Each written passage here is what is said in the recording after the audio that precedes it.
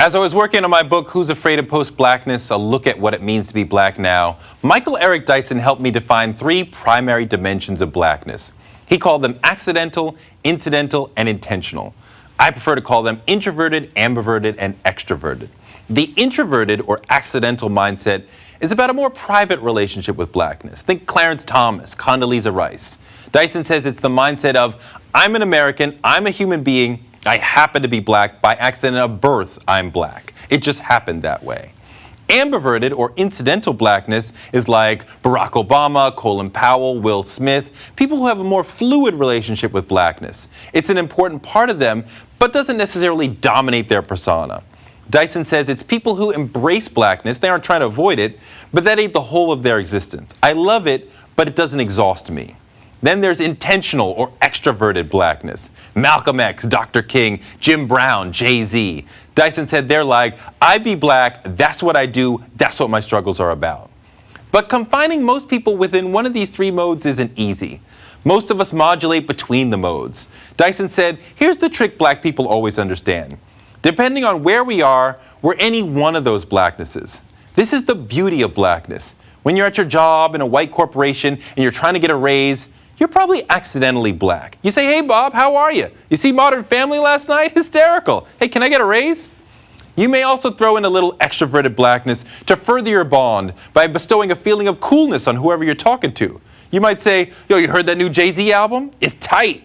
And what you're saying is that I'm going to give you temporary access to the black card. This card's going to self-destruct in 24 seconds, but for a moment, you're going to feel cool, and that'll help me build the relationship I need. Then there's times you need to throw up black signifiers like their gang signs and be extroverted.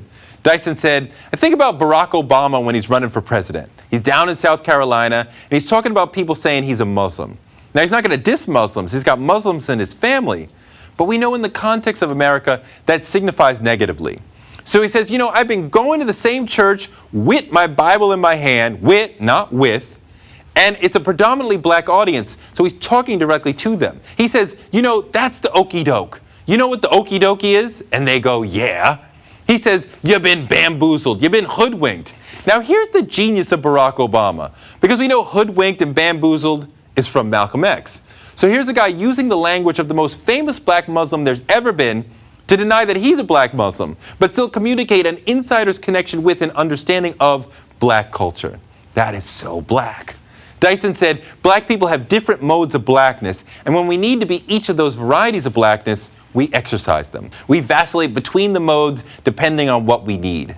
When you deal with multiple audiences, you have to pivot around different presentations of blackness. The ability to maneuver within white society and how high you can rise within white power structures is often tied to your ability to modulate.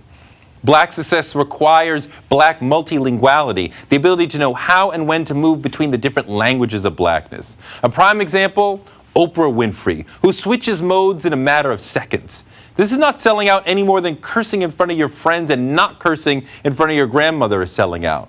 It's intelligently modulating between the various selves we all have inside. There are many ways to be black in all black people.